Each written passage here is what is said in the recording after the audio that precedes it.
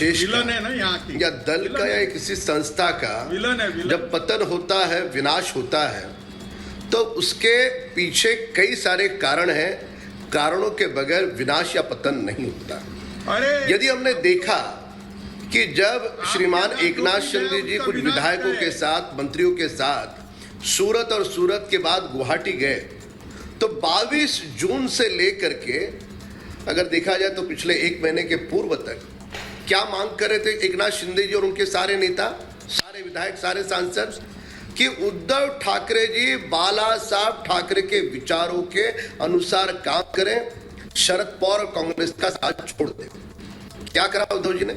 मैं किशोर जी आपसे रिक्वेस्ट कर रही हूँ, एक एक करके बोलेंगे तो उसके बाद आऊंगी आपके पास। चले जाए। बोलिए बोलिए रामकदम जी बोलिए। श्रीमान उद्धव ठाकरे जी ने उनकी बात नहीं सुनी। वे विधायक और सांसद कार्यकर्ता, उनकी क्या गलती थी, क्या अपराध था, कौन सा गुनाह किया था? उन्होंने केवल मात्र इतना ही कहा था कि ये आपकी दुकानदारी नहीं है उद्धव ठाकरे जी, ये स्वर्गीय बाला साहब ठाकरे जी ने हिंदुत्व के लिए शुरू करा है, आप उनके गोद में मत जाकर के बैठिए जो हिंदुत्व के घोर विरोधी है। उद्धव जी ने क्यों नहीं सुना?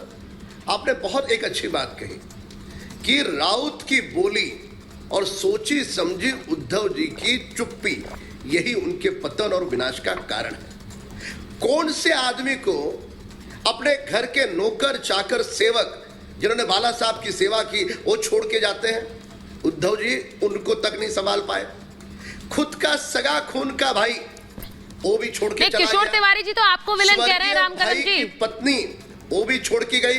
सोचिए अभी किशोर जी कह रहे हैं आप हैं विलन स्टोरी के। रखना होगा और अभी घर के खून के भाई छोड़ के चले जाते हैं, कैबिनेट मंत्री छोड़ के चले जाते हैं। क्या ऐसा कोई उदाहरण है पूरे देश में कि सत्ता होते हुए? नहीं किशोर जी आपको मैंने विलन नहीं कहा है, मैंने सिर्फ आपकी बात रखी कि आप उन्हें विलन कह रहे हैं।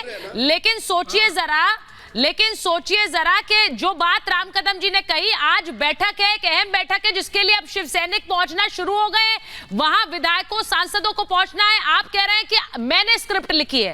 अरे भाई जो स्क्रिप्ट लिख रहे थे वो उद्धव ठाकरे खुद थे या फिर वो संजय राउत की स्क्रिप्ट पढ़ रहे थे?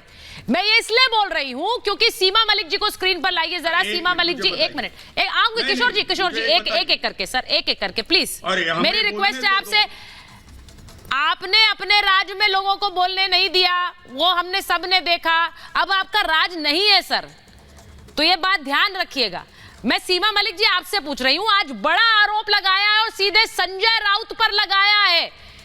दीपक केसरकर ने आज प्रेस कॉन्फ्रेंस की थी, महाराष्ट्र के मंत्री हैं और वो कह रहे हैं कि एनसीपी के एजेंट है संजय राउत। संजय राउत के चलते ही सारा खेल बिगड़ा है।